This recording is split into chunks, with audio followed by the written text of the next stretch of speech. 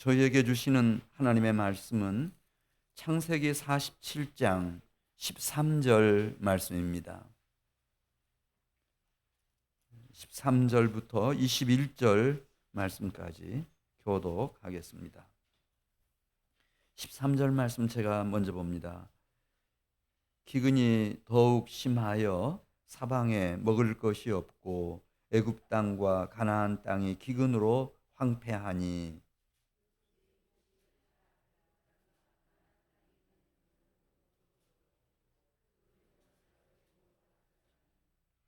애굽 땅과 가나안 땅에 돈이 떨어진지라 애굽 백성이 다 요셉에게 와서 이르되 돈이 떨어졌사오니 우리에게 먹을 거리를 주소서. 어찌 주 앞에서 죽으리이까.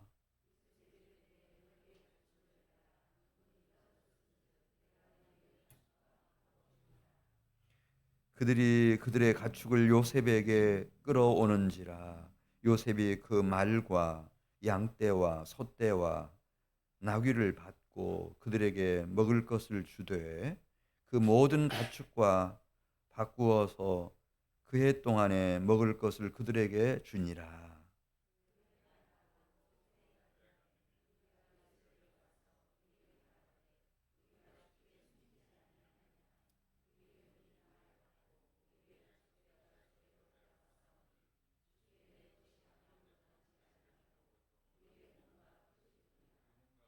'우리가 어찌 우리의 토지와 함께 주의 목전에서 죽으리이까. 우리 몸과 우리 토지를 먹을 것을 주고 사소서. 우리가 토지와 함께 바로의 종이 되리니 우리에게 종자를 주시면 우리가 살고 죽지 아니하며 토지도 황폐하게 되지 아니하리이다.'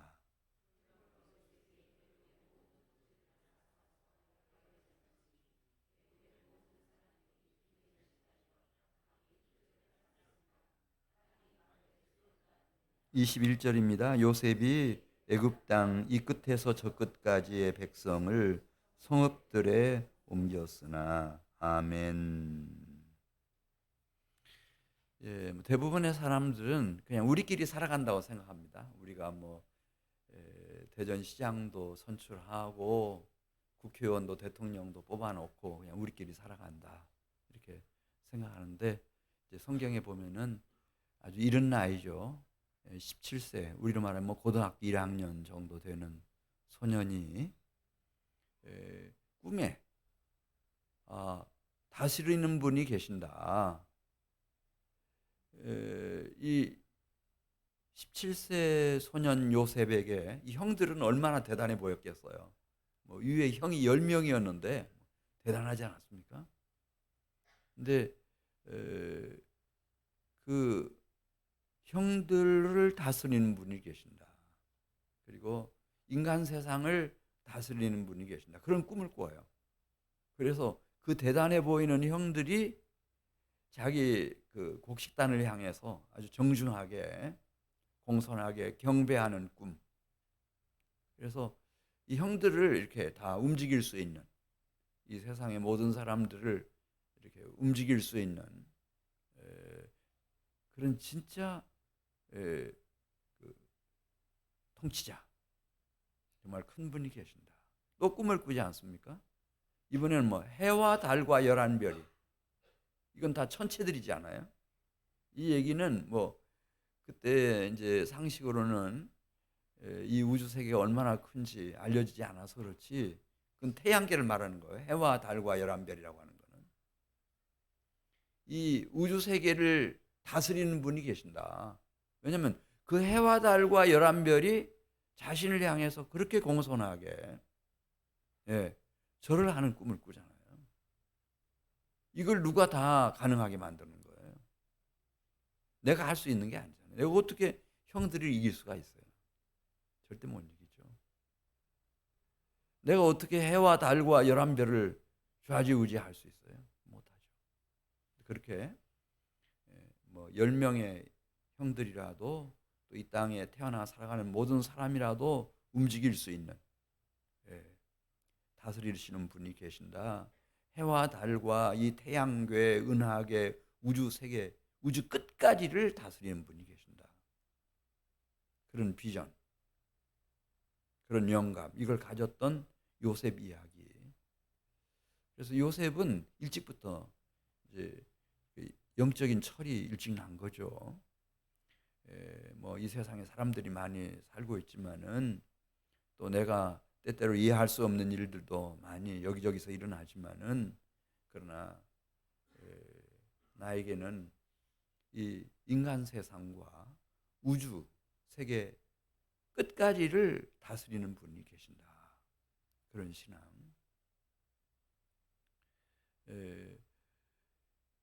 그래서였는지 그게 다 이제 이해가 됐을 거예요. 형들이 자기를 죽이려고 했지만 못 죽여요. 형들이 노예로 팔아먹었지만 자신은 애굽 땅에 가서 그냥 너무 멋진 유학 생활을 한 거예요. 그리고 뭐 감옥 속에 또 보디발의 아내가 집어쳐넣는데 거기서 하나님이 얼마나 놀라운 일을 행하셨는지 애굽 나라의 사실상의 최고 실력자가 됐어요. 파라오 빼놓고는.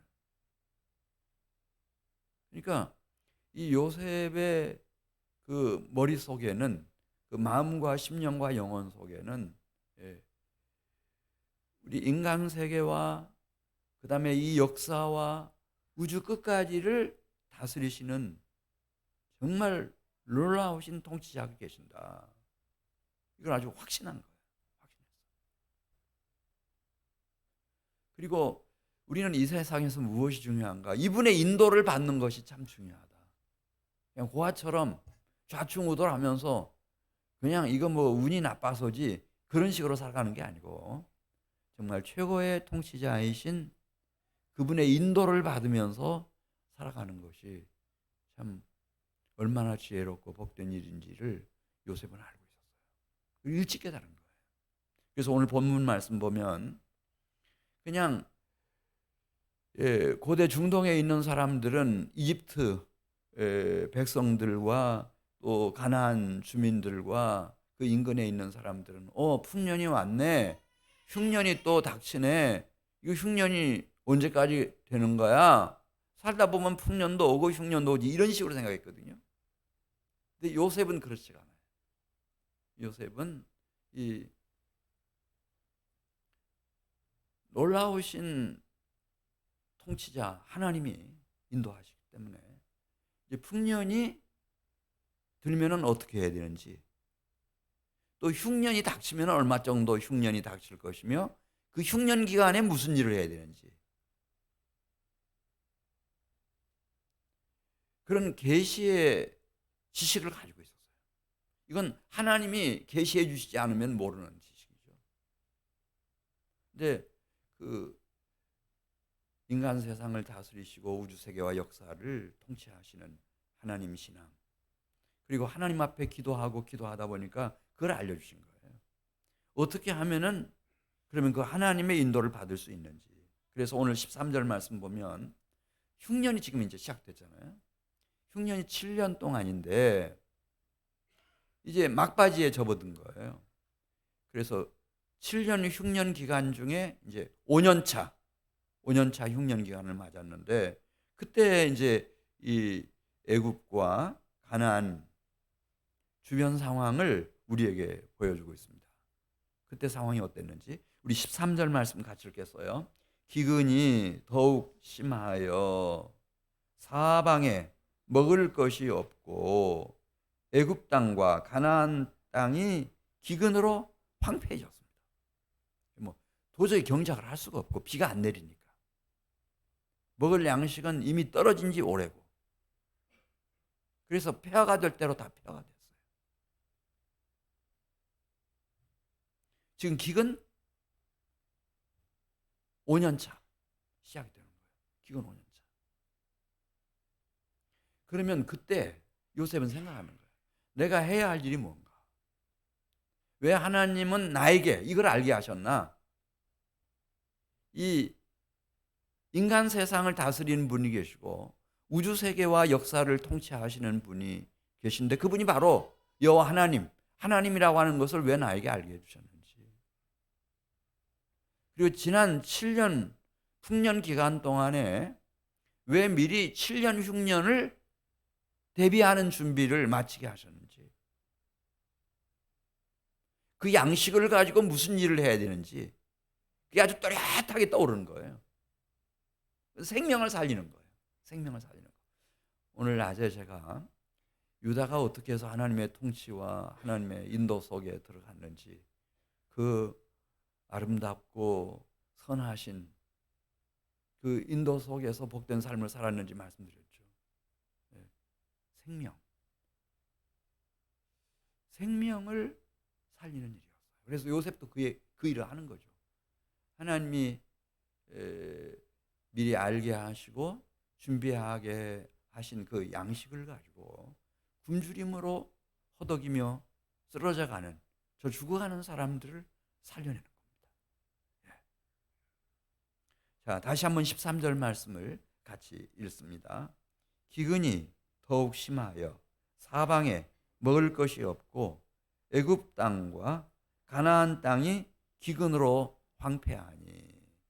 이제 사람들이 뭐 이렇게 막 풍족하고 부족함이 없을 때는 여기에도 돈을 쓰고 저기에도 돈을 쓰고 막 이렇게 하지만은 막상 먹을 식량이 지금 바닥에 났다. 그러면 내가 가진 돈 가지고 뭐 해야 되겠어요, 여러분? 한 가지 목표밖에 없는 거예요. 양식을 파는 거예요. 양식을 준비하는 거예요. 그래서 나도 내 자식들도 우리 가족들도 굶어 죽지 않는 거죠. 그 온통 돈을 어디다 쓰는가? 양식을 파는 데다 다 쓰는 거예요. 이렇게 벌써 양식을 현금을 주고 구입한 세월이 흉년 1년 차부터 아마 거의 시작됐으니까, 1년 차에는 워낙 그 전에 풍년 들었으니까 그냥 지나갔다 하더라도 2년 차, 3년 차, 4년 차 지나오는 동안에 양식이 있는 집이 없겠죠. 다 바닥났을 거예요. 그러니까 돈이라고 하는 돈은 다 쓸어 모아서, 이때만 해도 화폐가 지폐 그런 게 아니에요. 그야말로 금본위 제도처럼 그냥 금화, 은화, 그 실제 금, 실제 은, 이거 가지고 거래하던 데거든요. 그러니까 그 은금 화폐가 다 어디로 모이는가 하면은 양식을 파는 곳으로 다 모여요. 식량을 살 수 있는 곳으로 다 모이는 거예요. 그리고 결국은 다 그것이 누구에게로 모아지는가 하면은 요셉에게 다 모아져 가지고 이것이 어디로 갔는지 우리 14절 말씀 보겠어요. 요셉이 곡식을 팔아 애굽 땅과 가나안 땅에 있는 돈을 모두 거두어 드리고 그 돈을 바로의 궁으로 가져갔다. 이 은금이 다 바로의 금고로 다 모아지는 거예요. 정말 훌륭한 통치자는 빚을 안 지는 거죠. 빚이 개인 빚도 있어요. 가정 부채도 있고요. 국가에 공채 같은 것을 발행해서 국채 같은 걸 발행해가지고 지은 빚이요. 한국도 보니까 천조가 넘어요. 가계 부채도 뭐 근 2천조 되고요. 또 개인 회사 부채들 얼마나 많겠어요. GDP 국가 중에 우리 한국이 넘버원이에요. 부실하는 거죠. 근데 이 요셉이 총리가 되고 난 이후에 그 어마어마한 부채를 다 없애버리는 거죠. 그리고 애굽 전역에 있는 모든 현금, 이게 금화든 은화든, 그리고 가나안 지경에 있는 모든 현금들 어디로 모이는가? 요셉을 통해서 바로의 궁에 다 모이는 거예요. 이런 국가는 아주 힘 있는 국가죠. 부채가 없으니까. 그 나라 재정을 튼튼하게 만들어 놓는 거예요. 결국은 인재예요, 인재. 제대로 된 사람이 하나 딱 들어오니까 나라 살림이 확 바뀌어버려요. 근데 정신없는 사람들은 맨날 국제 발행해가지고 빈슨 막 백조, 천조, 이천조 계속 쌓아가면서 막, 예, 국민들한테 좋은 소리 듣고 편하 없고 자기들이 집권이나 하고 그런 정신없는 짓 한단 말이에요. 예. 요셉은 예. 왜냐면 생명을 살리려면은 굶어 죽는 사람이 없게 만들어야 되잖아요. 애국 국가 안에서. 아니 가나안 주민들이라도 마찬가지. 인근 나라에서. 그러니까 양식을 팔면 이것이 현금으로 다 들어오고 나라의 살림 재정을 아주 건전하게, 예, 건강하게 다 재무 구조를 만들어 놓고. 우리 15절 말씀 보겠습니다. 그래 이제 돈이라고 하는 돈은 그게 금하든 은하든 다 이제 애굽 나라 바로의 왕궁으로 다 모였어요. 이런 지도자가 없죠. 탁월한 지도자. 이게 어떻게 가능한가 하면은 이게 하나님이 다스리신다. 네. 인간 세상을, 우리 인류의 역사를, 우주 끝까지 이런 깊은 깨우침을 가지고 그 하나님의 인도하심을 받았을 때 이게 이루어지는 거예요.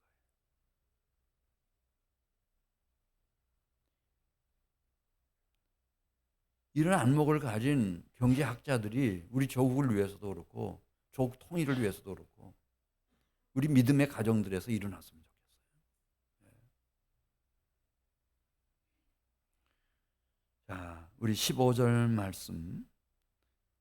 이제는 돈은 더 이상 없어요. 집집마다 다. 돈은 없어요. 이제 있는 것이라고 하는 건 가축밖에 없어. 네. 그런데 양식은 또 떨어져 가요. 1년 먹고 나니까 또 떨어져 가죠. 15절 같이 읽습니다. 애굽 땅과 가나안 땅에 돈이 떨어진지라. 애굽 백성이 다 요셉에게 와서 이르되 돈이 떨어졌사오니 우리에게 먹을 거리를 주소서. 어찌 주 앞에서 죽으리까. 그러니까 벌써 이 애굽 백성들 마음속에 총리 요셉에 대한 신뢰가 있어요. 이 사람은 자기가 통치하는 나라 주민 백성들을 굶어 죽게 하는 사람은 아니다. 이런 확신을 딱 갖고 있는 거예요. 우리가 돈은 없습니다. 지금 이 흉년 6년 차 이제 접어드는데요. 돈은 없어요. 우리 있는 것이라고 하는 건 딱히 말이나 양떼나 소떼나 나귀들이나 가축들밖에는 가진 게 없습니다. 근데 우리가 이대로 굶어 죽을 수는 없지 않습니까? 이 가축을 사주시고 우리가 먹고 살아남을 수 있는 양식을 좀 살 수 있게 해주십시오. 양식을 좀 구할 수 있게 해주십시오. 그렇게 부탁을 하는 거예요. 우리 16절 말씀 같이 읽겠습니다. 요셉이 이르되 너희의 가축을 내라. 돈이 떨어졌은즉 내가 너희의 가축과 식량을 바꾸어 주리라. 왜냐하면 요셉에게 제일 중요한 것은 내가 막 폭리를 취하고 어마어마한 부자가 되고 그게 아니잖아요. 지금 굶주림으로 고통당하고 있는 애굽 나라 백성들을 이 기아에서부터, 이 굶주림에서부터 살려내는 거예요.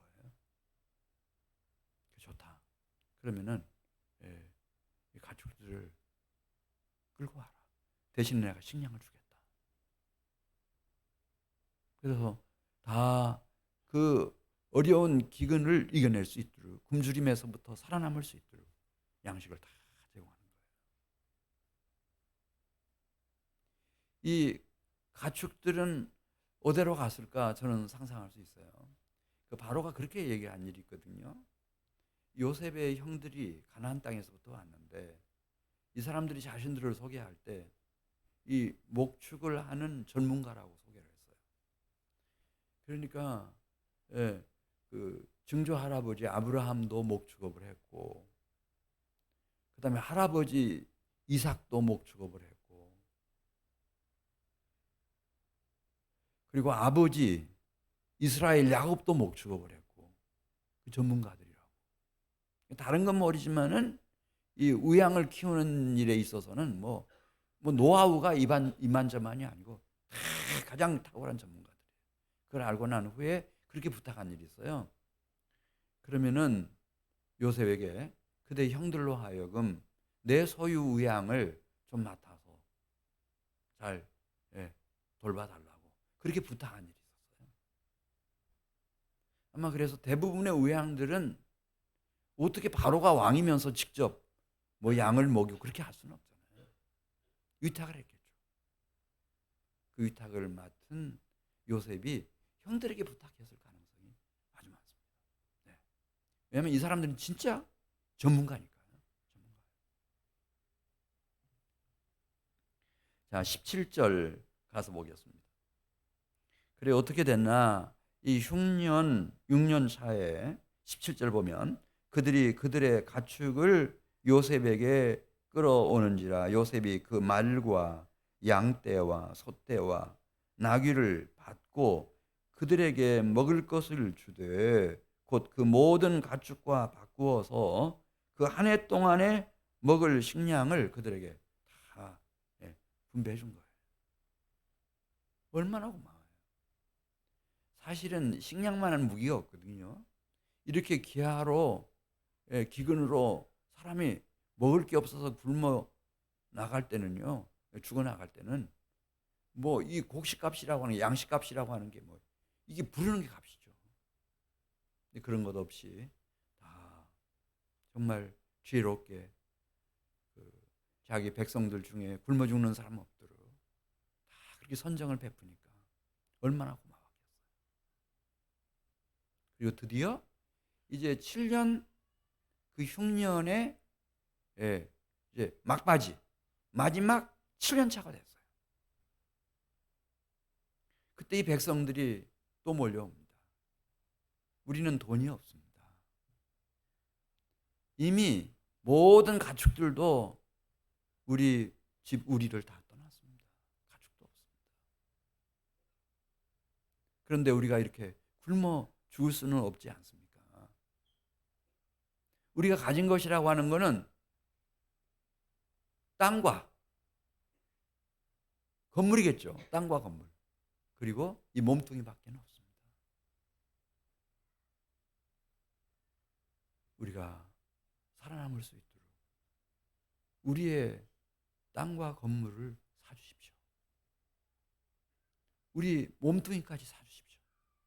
그리고 우리가 이 어려운 때를 잘 이기고 살아남아서 다시 씨를 심고 미래를 기약할 수 있도록 우리에게 종자도 주시고 먹을 양식도 주십시오. 이렇게 막 간곡하게 부탁하는 거예요. 자, 우리 18절 말씀으로 갑니다. 18절 시작. 그 해가 다 가고 새해가 되매 흉년 마지막 7년 차입니다. 무리가 요셉에게 와서 그에게 말하되 우리가 주께 숨기지 아니하나이다. 사실대로 말씀을 드리겠습니다. 그러면서 우리의 돈이 다하였고 우리의 가축대가 주께로 돌아갔사오니 주께 낼 것이 아무것도 남아있는 것이 없습니다. 남아있는 것이 있다고 할 것 같으면 우리 몸뚱이하고 토지밖에 없습니다. 그러니 우리의 몸과 토지를 사주십시오. 우리에게는 지금 양식이 필요합니다. 땅이 문제가 아닙니다. 건물이 문제가 아닙니다. 양식이 필요합니다. 그래 어떻게 하죠? 19절 말씀 보겠습니다. 19절 말씀. 하나님이 요셉을 애굽의 총리로 세우신 것은 이 백성들을 이 기아와 이 굶주림에서부터 살려내도록 생명을 구해내도록 세우신 거니까. 자, 19절 말씀 계속해서 봅니다. 우리가 어찌 우리의 토지와 함께 주의 목전에서 죽으리이까? 우리 몸과 우리 토지를 먹을 것을 주고 사주십시오. 우리가 토지와 함께 바로의 종이 되리니 우리에게 종자를 주시면 우리가 살고 죽지 아니하며 토지도 황폐하게 되지 아니하리이다. 그러니 우리에게 먹고 살아남을 수 있는 양식 좀 구할 수 있게 해주시고 우리에게 필요한 종자,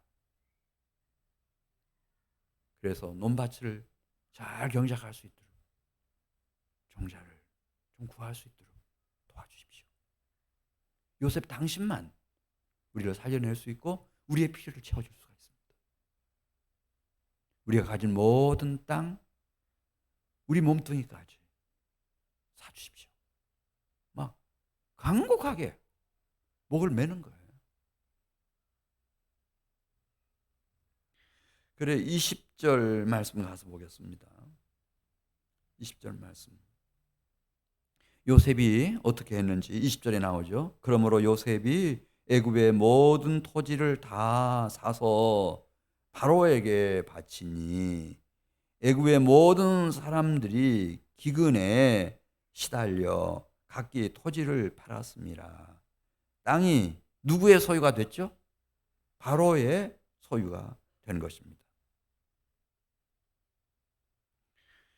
그리고 21절에 있는 말씀을 보면은 이 애굽 백성들이 자기 몸뚱이까지 팔았어요. 그래 21절 말씀 같이 읽습니다. 요셉이 애굽 땅 이 끝에서 저 끝까지의 백성을 성읍들에서 옮겼으나 그렇게 말씀합니다. 그러니까 뭐 자기들의 그 토지뿐만 아니라 집뿐만 아니라 몸뚱이까지 다 사가십시오. 그리고 우리에게 양식을 주십시오. 우리에게 경작할 수 있는 종자를 주십시오. 그러니까 이 하나님이 다스리시고 그 하나님의 다스리심의 의미가 뭔지를 정확히 읽어낸 이 요셉은 그 마지막 7년 흉년 기간, 특별히 5년차, 6년차, 7년차에 너무 중요한 일을 하는 겁니다. 악화되어 있는 애굽 나라의 그 재무 구조를 건강하게, 가장 풍족하게 딱 만들어 놨습니다.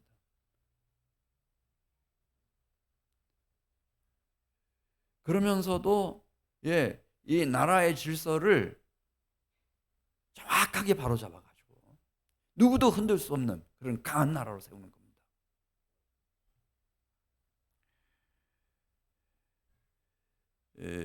21절 있는 말씀을 천천히 보면 이제 모든 주도권이 요셉에게로 다 넘어갔습니다. 뭐 이 바로가 볼 때는 총리 요셉이 너무너무 잘하니까요. 이런 총리가 없었죠. 전 애굽 역사 속에 이런 총리가 없었어요. 그냥 뭐 절대적인 신임을 하는 거예요. 인장 반지 다 빼주고, 그냥 요셉이 하는 얘기라면 뭐 다 오케이예요. 그리고 복잡하고 어려운 문제가 있으면은 다 요셉 찾아가라고 하니까. 그래 우리는 이걸 생각해야 돼요. 왜 이 자기 형들이 또 아버지 가족들이 이 가나안 땅 헤브론을 출발해 가지고 애굽 땅에 도착했을 때 이제 물론 바로로부터 그 승낙을 받기는 받았어요. 나일강 삼각주 가장 기름진 땅이죠. 남쪽에서부터 뭐 해마다 이거 홍수가 나고 하면은 막 기름진 흙을 막 계속 몰아와 가지고 얼마나 비옥한 땅인지. 그다음에 물이 풍족하죠. 나일강 그 삼각주가 있는데 그 중에 가장 좋은 땅 고센 땅이에요. 훗날 람셋이라고 하는 애굽의 그 왕성이 세워졌던 도성이 세워졌던 그런 곳인데 그 고센 땅. 고센 땅을 저는 생각해 봤어요. 어떻게 이미 그 땅에는 그 2000년 전부터 고대 이집트 문명 막 거기서 일으키고 다 그런 곳인데, 여러분 주인 없는 땅이 있겠어요? 고센 땅에 주인 없는 땅이 없죠. 다 주인이 있었을 거예요. 근데 거기 어떻게 야곱의 70명의 가족이 딱 정착을 할 수 있었을까? 땅도 그 이방 사람들에게, 외국 사람들에게 잘 팔지 않았겠는데 어떻게 그렇게 할 수 있었을까? 저는 생각할 수 있어요. 그때 모든 이쪽 끝에서 저쪽 끝까지 동서남북 모든 국경선 안에 있는 모든 땅의 소유권이 이때 이제 요셉을 통해서 바로의 소유로 옮겨가는 겁니다. 그리고 백성들이 양식을 얻기 위해서, 종자를 얻기 위해서 몸뚱이까지 팔았습니다. 그러니까 바로 왕의 종 노예처럼 섬기겠다고 하는 그런 뜻입니다. 그래서 오늘 여기 21절 말씀을 보면은 요셉이 옮길 수 있었습니다. 저 동쪽 끝에 있는 사람을 서쪽 끝으로 옮기고, 북쪽 끝에 있는 사람을 남쪽 끝으로 이주시키고, 성읍에 살던 사람들을 성읍 밖에 다 거처하면서 이제 흉년 기간 가뭄이 끝났으니 열심히 경작을 해서 소출이 나거들랑, 여러분들이 얻은 그 논에서 쌀이 5가마가 나오면 그 중에 1가마는 이 땅의 주인인 바로에게 바쳐야 된다. 5분의 1은 바로의 것이다. 이렇게. 또 그쪽에는 특별한 작물을 재배한다 그러면 거기 전문가들을 그쪽으로 보내고 다 그렇게 배치를 한 거예요. 재배치를 다 했어요. 그러면서 요셉은 그걸 한 거죠. 이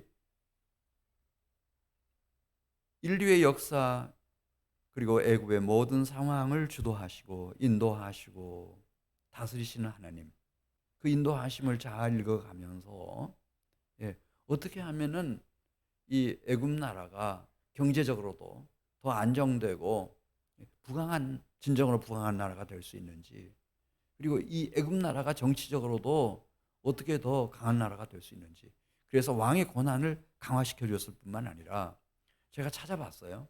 그 당시에 외국에서는 어떻게 했나, 다른 주변 나라에서는 그렇게 했다는 거예요. 그 농사를 지어가지고 거기서 밀이 혹은 보리가 10가마가 나왔다 그러면 5가마를 왕에게 바쳤다는 거예요. 아니면 지주에게 바쳤다는 거예요. 그리고 2분의 1만 자기들이 소유할 수 있었대요. 그런데 요셉은 그렇게 하지 않거든요. 20%만 바쳐라, 왕에게. 왜냐하면 이게 왕의 소유지니까. 그리고 그대들은 왕의 소유된 백성이니까 5분의 1만 바쳐라. 그리고 5분의 4를 가지고 그대도 먹고 영농비도 쓰고 어린 것들도 다 먹이고 생활하고 5분의 4를 써라. 이런 나라가 없죠. 이렇게 선진화된 나라가 없는 거예요. 그러니까 백성은 백성들대로 잘 살 수 있는 나라가 되고, 또 나라는 경제적으로 부강한 나라가 되고, 정치적으로 안정된 나라가 되고, 그 다음에 이제 그 가나안 땅 고향에서부터 이주해 온 70명 자기 아버지의 가족들을 고센 땅에 딱 자리 잡을 수 있도록, 이건 합법적으로 총리의 권한으로 할 수 있는 거예요. 고센 땅에서는 다른 사람들이 거기 살던 원주민들을 또 인근에 삼각주 안에 있는 다른 지역으로 다 이렇게 가서 살도록 일터를 제공하고 그 고센 땅을 딱 확보해 준 거예요. 그러니 그 얼마나 이 27절로 가겠습니다. 27절 가서 보면은 이 고센 땅에서 이 70명이었어요. 원래 이 가나안에서 아버지 가족들이 내려간 그 애굽으로 내려간 전체 숫자가 70명이었는데 이게 10배가 되고 100배가 되고 1000배가 되고 10,000배가 되고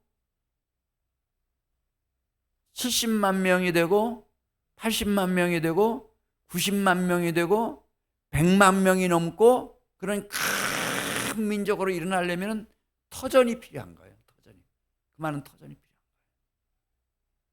근데 거기서 1년 동안 살다가 뭐 이 땅 새로 올린다든지 그렇게 하면 안 돼요. 10년이든 20년이든 50년이든 100년이든 200년이든 300년이든 400년이 넘더라도 시비 없이 안정되게 잘 살아서 이들이 큰 민족이 되려면은 이게 꼭 필요했어요. 이게 꼭 필요했어요. 이런 모든 기초적인 작업을 요셉이 다 수행해낸 거예요.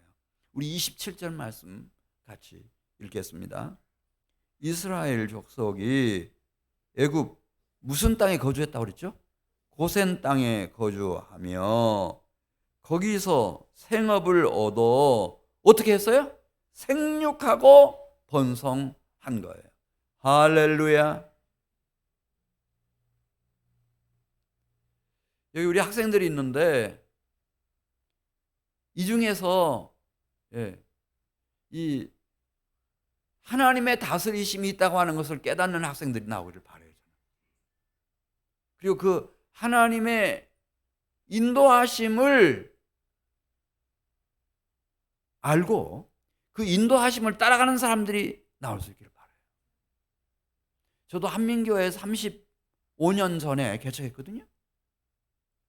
하나님의 다스리심이 있어요.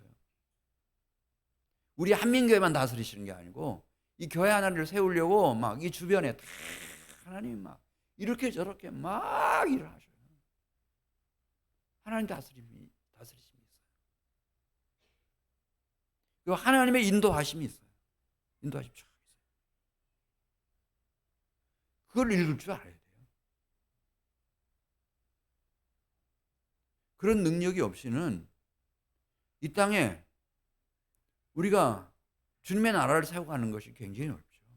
굉장히 어렵습니다. 오늘 낮에 제가 다말 얘기했어요. 다말은 여성이었다. 근데 그 경건하고 거룩한 집을 세웠다. 집안을 세웠다. 가문을 세웠다. 족속을 세웠다. 마태복음 1장을 보시라. 하나님의 백성 이스라엘을 일으켜 세웠다. 어떻게 그렇게 할 수 있었나? 그 다말도 그렇고 유다도 그렇고 이걸 아는 사람들이었어요. 하나님이 살아계시고 그 하나님이 다스리신다. 한 개인이든 한 사회든 국가든 민족이든 인류 사회든 인류의 역사든 하나님이 다스리신다. 하나님이 통치하신다. 위대한 통치다. 그 하나님이 가을도 되게 하셨지만 겨울도 되게 하시고 계속 겨울은 아니잖아요. 또 봄이 오게 하시는 거예요. 그 하나님의 인도하심을 정확하게 읽고 따라갈 수 있는 사람이라면은 다 여러분들도 하나님의 영광과 하나님의 나라를 위해서 다 존귀하게 쓰임 받을 수가 있죠. 근데 하나님 확 무시하고 나는 내 멋대로 한다. 그러면 뭐 그때는 뭐 되는 것 같죠. 근데 이게 얼마나 하겠어요? 그런 방식을 가지고는 우리가 이 세상을 이길 수가 없어요. 사탄 마귀를 이길 수가 없어요. 자, 27절 말씀. 고센 땅이었어. 이 터전이 참 중요했어요.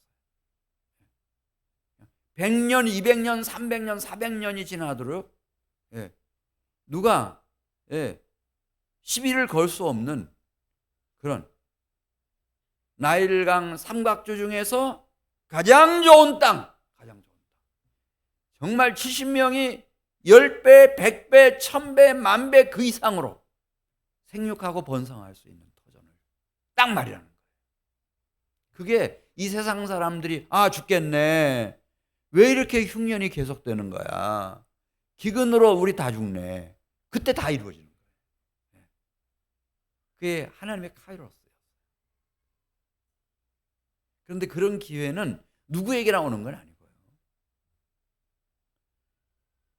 가장 위대한 통치자이신 하나님을 경외하고 그분의 인도하심을 열망하는, 정말 간절히 찾고 찾는 사람들에게 이제 그게 보이는 거예요. 자, 27절 말씀 읽습니다. 시작. 이스라엘 족속이 애굽 고센 땅에 거주하며 거기서 생업을 얻어 생육하고 번성하였더라.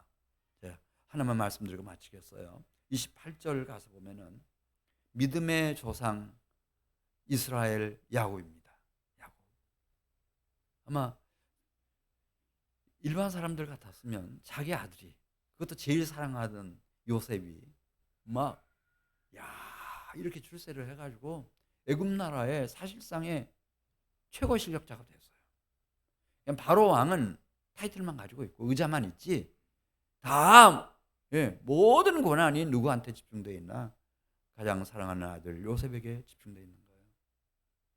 그리고 그 당시로서는 이 이집트만큼 장래 문화가 발전된 곳이 없어요. 이 사람들은 미라를 만들어 가지고요. 그 시신을 100년, 200년이 아니잖아요. 1000년, 2000년 그 시신을 그대로 보관하잖아요. 그 피라미드 만들어 세우는 거 보세요. 가나안 땅에 어디 그런 무덤이 있어요? 장례식 얼마나 성대하게 치르겠어요. 안 봐도 화나죠. 내 아들 요셉이 애굽 나라의 총리로 있는 동안에 자기의 장례식이 얼마나 호화스럽게 진행이 되겠어요. 그럼에도 불구하고 자 28절 말씀 보겠어요. 야곱은 단호하죠. 장례식 하지 말라는 거예요. 왜 그랬을까? 우리 한번 28절 같이 보겠습니다. 야곱이 애굽 땅에 내려가서 17년을 살아요. 17년을 거주하였으니 130세에 내려갔으니까 그때 이스라엘 야곱의 나이가 몇 세가 됐을까요? 그의 나이가 147세라. 이건 기억해 놓으셔야 돼요. 그러니까 아브라함이 몇 세에 임종하는가? 175세. 이삭은 180세. 그리고 야곱은 여기 나오네요. 몇 살? 147세. 돌아가시던 해예요. 죽던 해. 자, 29절 말씀 보겠어요. 요셉에게 부탁을 하죠. 나 죽으면 장례식을 좀 정말 멋지게 한번 좀 해달라. 그런 부탁을 할 법도 한데 그런 얘기가 아니었고 무슨 얘기였죠? 우리 29절 말씀 같이 봅니다. 이스라엘이 죽을 날이 가까움에 그의 아들 요셉을 불러 그에게 이르되 이제 내가 내게 은혜를 입었거든 청하노니 내 손을 내 허벅지 아래 넣고 인애와 성실함으로 내게 행하여 무엇을 맹세하라고 그랬죠? 애굽에 나를 아니고 장사하지 아니하도록 맹세하라는 거예요. 네. 왜냐하면 아버지 야곱 이스라엘에게 중요한 것은 하나님이에요. 하나님이 아브라함 이삭에게 또 베델에서 자신에게 약속하셨던 하나님의 주시는 기업, 약속의 땅이 중요한 거예요. 물론 야곱이 정확하게 그럼 그 자손을 통해서 다윗 왕조가 일어날 것이며 그리고 다윗의 자손이신 그리스도 예수가 오셔서 그를 통해서 이 세상에 살아가는 셀 수도 없는 땅의 티끌 같은 그런 사람들을 구원으로 이끌고 하나님의 나라를 세울 거다. 그걸 정확히 알았는지는 잘 모르겠어요. 그건 2000년 전이니까, 그리스도 예수께서 오시기 전. 그러나 그걸 알고 있는 거예요. 하나님이 더 중요하다. 애굽의 바로보다 내가 사랑하는 자식 요셉이 이렇게 크게 출세한 것보다 하나님의 약속이 더 중요하다. 이걸 야곱이 알고 있었어요. 그래서 나를 이 애굽 땅에 장사를 지내지 말아달라. 나를 하나님이 아브라함, 이삭에게 약속하셨던 그 약속의 땅에 좀 장사를 지내달라. 내 할아버지 아브라함과 사라, 어머니 리브가와 아버지 이삭이 묻혀있는, 그리고 레아가 묻혀있는 그 헤브론에 있는 그 묘실에 나를 좀 장사를 지내달라. 그걸 그렇게 부탁하는 거예요. 네. 그래야 훗날 뭐 100년 후든 200년 후든 300년 후든 400년 후든 큰 민족이 이루어졌을 때, 네, 이 백성들이 이 애굽에 동화되지 않고 애굽의 문화, 역사, 예, 그리고 그 애굽의 풍조와 애굽의 종교, 이런 것들이 동화되지 않고 하나님이 주시는 거룩한 땅, 약속의 땅에 들어가서 하나님의 영적인 이스라엘로 일어나가지고 하나님의 나라를 세워가는 그런 축복을 받게 될 것을 야곱은 생각했던 것 같습니다. 그래서 부탁하는 겁니다. 자, 우리 다시 한번 30절 말씀을 읽겠습니다. 시작. 내가 조상들과 함께 눕거든 너는 나를 애굽에서 메어다가 조상의 묘지에 장사하라. 요셉이 이르되 내가 아버지 말씀대로 행하리이다. 야곱이 또 이르되 내게 맹세하라 하며, 엉덩이 밑에다 손을 넣으라는 거예요. 맹세를 하라는 거죠. 맹세를 하고 났을 때 그가 맹세하니 이스라엘이 침상머리에서 하나님께 경배했다는 거예요. 야곱은 고생 많이 했죠. 네, 아픔도 컸어요. 그 대신에 그는 진정한 믿음의 조상이 돼 있었어요. 애굽의 모든 영화보다 아마 이런 신앙 정신이 모세 같은 사람을 뒤흔들어 깨워가지고 공주의 아들로서 바로의 왕궁에서 누릴 그 모든 왕의 영화를 초계처럼 내던지고 그리스도와 함께 고난받는 것을 애굽의 영화보다 더 영광스러운 것으로 여길 수 있는 그런 정신으로 깨어날 수 있었을 거예요. 지금 야곱이 그래요. 자, 오늘 말씀을 정리하겠습니다. 이 하늘이 있듯이 하나님이 계십니다. 하나님은 아주 멀리 높이만 계신 분이 아니시고 당신이 지으신 이 세상 안에서 우리 각 사람의 생애 속에서 그분은 다스리시는 분이십니다. 위대한 통치를 펼쳐 나가고 계신 분이십니다. 그 하나님의 다스리심을 누가 알 것인가, 이 문제입니다. 그리고 그 하나님의 다스리심, 그 위대한 통치, 그 통치를 위해서 하나님이 우리 각 사람을 인도하시는 방향이 있습니다. 그 방향을 유다도 알았고 요셉도 정확히 알았습니다.